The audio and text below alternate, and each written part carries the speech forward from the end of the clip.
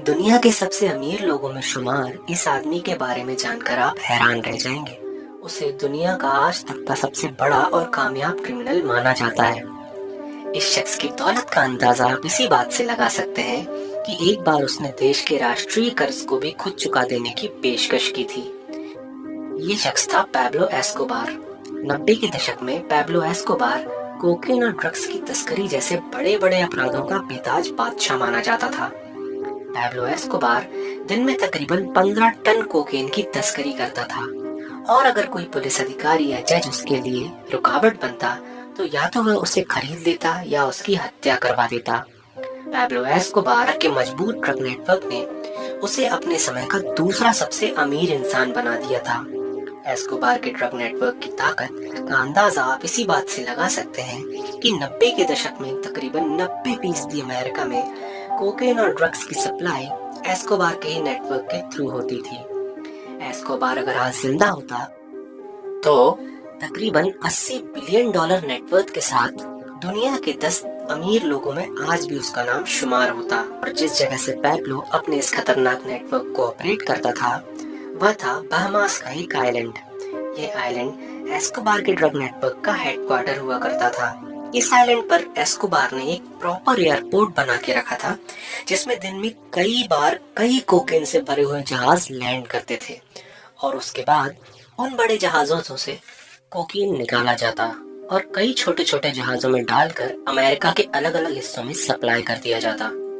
ऐसा हफ्ते में 1 या 2 बार नहीं, दिन में 6 या 7 बार होता था। इस आइलैंड से हर महीने लगभग 15 टन कोकेन की तस्करी की जाती थी और पूरे साल में लगभग 800 टन।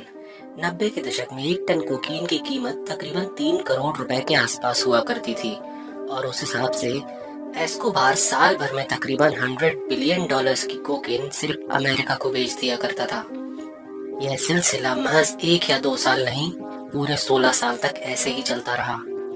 जो कोकेन एस्कोबार तकरीबन 2 करोड़ रुपए की बेचता था वह उसे महज 15 लाख रुपए की पड़ती थी। इस बात से आप अंदाजा लगा सकते हैं कि एस्कोबार कितना ज्यादा कमा रहा था। पैब्लो एस्कोबार जिन जहाजों से कोकेन की सप्लाई करवाता था उन्हें चलाने वाले पायलट्स कोई आम पायलट्स नहीं होते थे। वे इतने ट्रेन पायलट्स थे कि उन्हें हवा का हर वो खुफिया रास्ता पता होता था जहां से प्लेन को गैर कानूनी तरीके से किसी भी देश की सीमा में दाखिल कराया जा सके। कोकेन की पीक डिमांड के दौरान ये जहाज 15 टन कोकेन की सप्लाई तकरीबन हर दिन किया करते थे और इस काम के लिए एस्कोबार उन पायलट्स को हर उड़ान के लिए लगभग 5 लाख पाउंड देता था, जिसकी इंडियन करेंसी के हिसाब से अगर वैल्यू आंकी जाए तो उस समय के हिसाब से लगभग 1.5 करोड़ रुपए के आसपास बैठती है। जी हाँ, प्रति उड़ान लगभग 1.5 करोड़ रुपए। 80 और 90 के दशक के बीच में एस्कोबार का सालाना टर्नओवर लगभग $22 बिलियन तक पहुंच गया था और आपको यह जानकर हैरानी होगी कि ये सारा पैसा एस्कोबार के पास कैश में आता था और ब्लैक मनी होने के कारण एस्कोबार इस पैसे को बैंक में डिपॉजिट नहीं कर सकता था और इन पैसों की गड्डियां बनाने के लिए एस्कोबार महीने में लगभग $4,000 या इंडियन करेंसी के हिसाब से लगभग 2 लाख रुपए के सिर्फ रबर बैंड मंगाता था। एस्कोबार के पास इतना पैसा था कि उसे स्टोर करने के लिए उसने बड़े बड़े तहखाने बना के रखे थे जिसमें बड़े बड़े ट्रंक्स में इन पैसों को रखा जाता था। फिर भी उसके पास अगर इन पैसों को स्टोर करने की जगह ना बचती तो वह इन पैसों को जमीन में गड्ढा खोदकर गाड़ देता और फिर भी स्टोर किए हुए पैसों का हर साल लगभग 10% या तो सड़ जाता था या चूहों और दीमक का निवाला बन जाता था। इस हिसाब से हर साल लगभग $1 बिलियन एस्कोबार हर साल कचड़े में फेंक दिया करता था। एक समय तो उसके पास इतना पैसा आने लगा कि उसे गिनना भी पॉसिबल नहीं हो पाता था, तो उन पैसों को उनके वेट के हिसाब से तौला जाता और उसी हिसाब से उनकी गड्डियां बनाई जाती थी। एक बार एस्कोबार अपनी बेटी के साथ एक हिल स्टेशन गया था और वहां उसकी बेटी को अचानक ठंड लगने लगी, तो अपनी बेटी को ठंड से बचाने के लिए एस्कोबार ने 15 करोड़ रुपए निकाले और उन्हें जला दिया।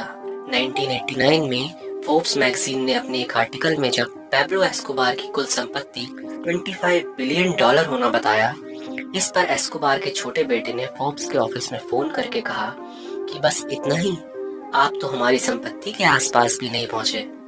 एस्कोबार के छोटे बेटे ने बताया कि पीक डिमांड के टाइम एस्कोबार की एक दिन की कमाई लगभग $60 मिलियन तक पहुंच जाती थी, मतलब लगभग 400 करोड़ रुपए पर डे।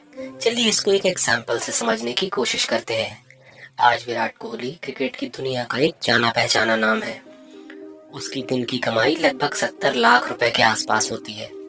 लेकिन अगर उसकी कमाई की एस्कोबार से अगर तुलना की जाए तो जितना पैसा एस्कोबार एक दिन में कमा लेता था, आज भी विराट कोहली को उतना पैसा कमाने में लगभग 2 साल लगते हैं।